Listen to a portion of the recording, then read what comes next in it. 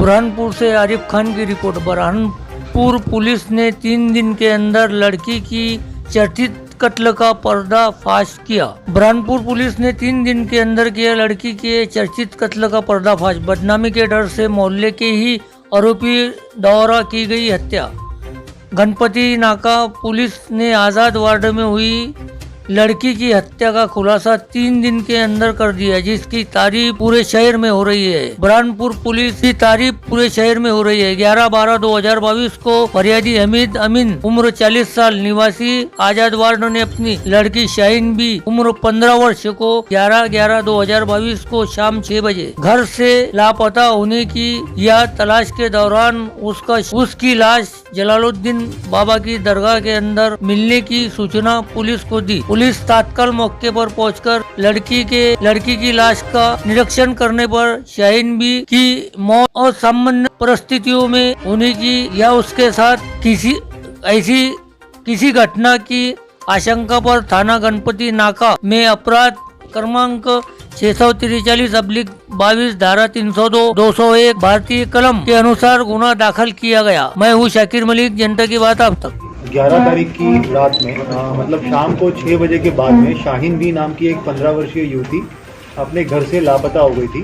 उसके बाद में उसके माता पिता जो है वो रात में 11 तारीख को ही रात में उसको जो है वो ढूंढने के लिए गए और लड़की नहीं मिली तो लगभग 12:30 बजे के आसपास में सुबह 6 बजे के आसपास में वो थाने पे भी आए और लड़की की लाश जो है वो 12 तारीख को सुबह 8 से 9 बजे के आसपास में जो घर के बाजू में ही एक दरगाह है वहाँ पर मिली।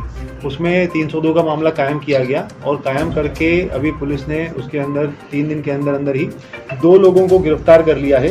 एक शेख इशाक करके है, शेख इशाक और सत्तार पिता अब्दुल गफार, ये 2 लोगों को गिरफ्तार किया है। जहाँ पे वो मजार थी, जहाँ पे लड़की की लाश मिली थी, उसके बाजू में ही जो बिल्डिंग थी उस बिल्डिंग में शेख इशाक करके जो लड़का था वो रहता था और सत्तार नाम का जो व्यक्ति है उसी बिल्डिंग के आगे की तरफ कोने पर रहता था। शेख इशाक और सत्तार ये 2 लोग ऐसे थे जहाँ पे लड़की काम करने के लिए जाती थी। उस दिन भी अहमदाबाद से ये लड़की वापस आई। एक्चुअली उसकी स्टोरी इस तरीके से है कि शेख इशाक और सत्तार इनके यहाँ पे लड़की जो है वो काम करने के लिए जाती थी और इन्होंने उसका फ़ायदा उठा के उसके साथ में कुछ संबंध 1-2 बार संबंध बनाए। ये 6 महीने पहले की बात है।